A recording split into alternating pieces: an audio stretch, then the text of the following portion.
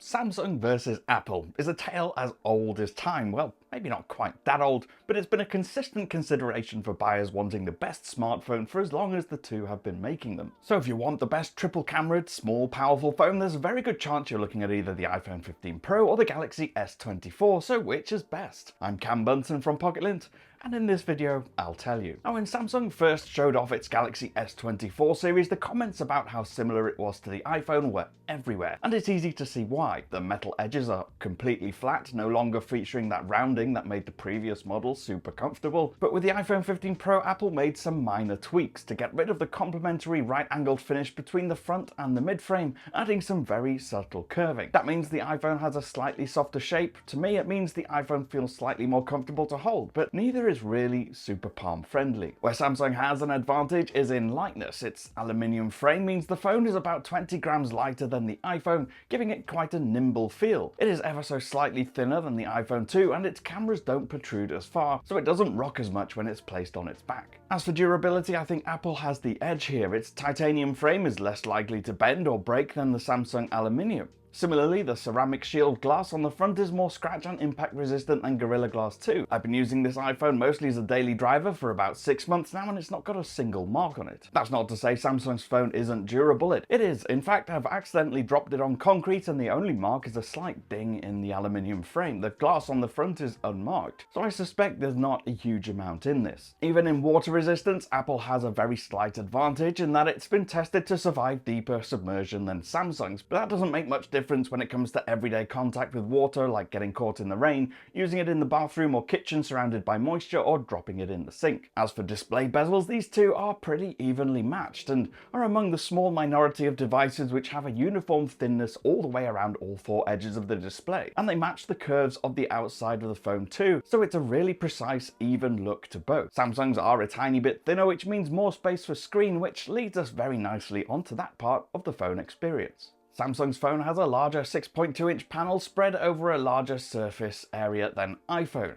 In truth though, there's not a massive difference in scale, and actually the iPhone's higher resolution does mean it's ever so slightly sharper. Still, both are comfortably over 400 pixels per inch, so they'll render text and small details cleanly.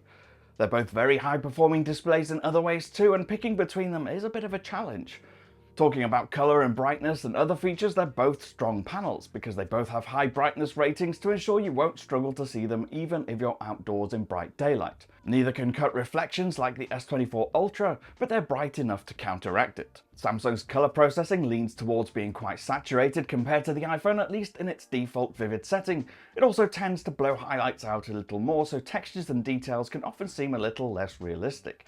But we're talking really fine margins here. The benefit of Samsung's display is that you can tweak the white balance and color balance in the settings menu if you want to. Still, as an overall balance of color, detail, contrast and texture, the iPhone screen is slightly better for watching your movies and TV shows on. Face ID remains a real strong point of the iPhone, unlocking and authenticating quickly and securely just by looking at the phone. Plus, Apple built software elements to integrate with that top area of the display called Dynamic Island, so that it's more of a feature than just a blacked out portion of the screen with no purpose. Samsung's approach is different. Its ultrasonic fingerprint scanner is very quick and reliable, and also the camera at the top punched through the display is so small you can barely even notice that it's there. Other additional features worth considering include satellite SOS on the iPhone, so you can connect to a satellite when you're out of signal and need to contact either a loved one or an emergency service. Samsung has a feature called DeX built in, which effectively loads a computer-like software experience when you connect the phone to a monitor or a TV with a cable or wirelessly. Long-term software support is similar on both now, with Samsung promising 7 years of updates and iPhone regularly getting updates for 6 to 7 years too,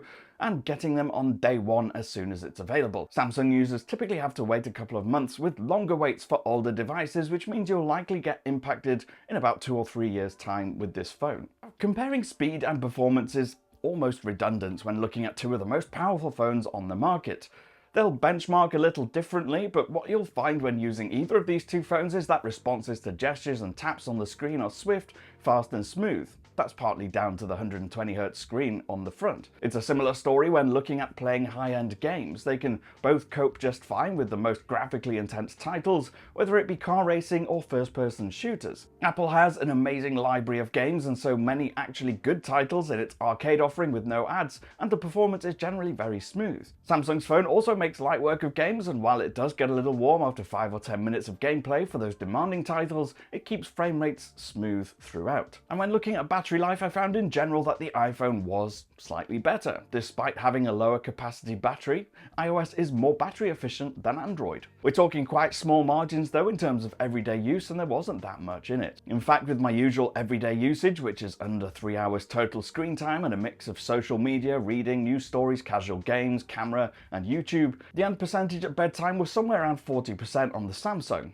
and maybe ever so slightly more on iPhone. In short, don't choose one over the other purely for battery life. There's not enough difference between them. And if you really do want great battery life, I highly recommend looking at the S24 Plus or the iPhone 15 Plus instead. They're both better than either of these two. Look at camera specs and you might just think these two phones are pretty much identical in this regard, but once you snap those photos and see the processing, you'll immediately see a difference. Despite both having a primary ultra-wide and zoom camera, there's a distinct difference. And those are largely similar to what I've seen in the past when comparing an iPhone to a Samsung. Samsung's photos typically expose higher, and so often do have a generally brighter look, but also seem to oversaturate colors, particularly greens and blues. iPhone results are generally warmer, so if you have yellows, oranges, or reds in the image, they're pushed a little too high. In the HDR scenes with bright backlighting, the shadows on iPhone photos get really dark and crushed, and that look is only made worse when switching to the ultra-wide camera, which seems to have a tougher time balancing out the highlights and the shadows.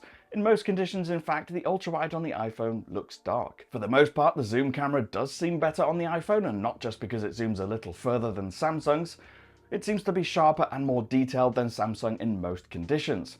Although it does seem to struggle sometimes to focus in low light situations, and both cameras can give grainy, noisy results from these zoom lenses.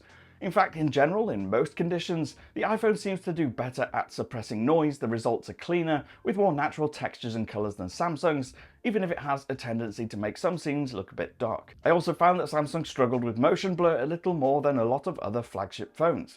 Whether it was hand motion when capturing a photo, or motion from the subject itself, there was more instances of blur. At nighttime, the Samsung's tendency to draw in more light helps its results across all three lenses, producing photos that are brighter in general, particularly when looking at the skies and the darker parts of the photos. It's here at nighttime the ultra-wide on the iPhone shows its weaknesses more, really struggling to lift a lot of light out of any portion of the scene that wasn't well lit, and regularly struggling to focus.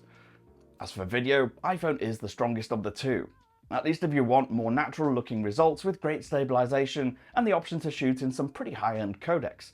If you're a creator, the iPhone's ProRes feature and the ability to shoot externally to SSD is fantastic.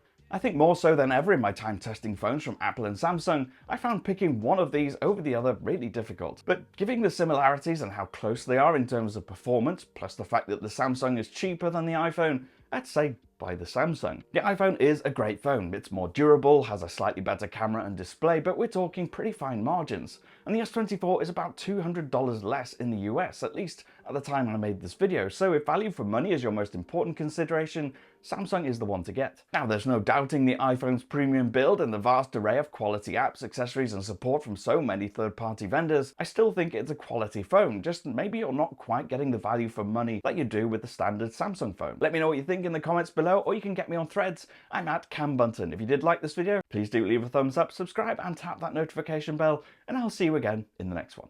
Bye for now.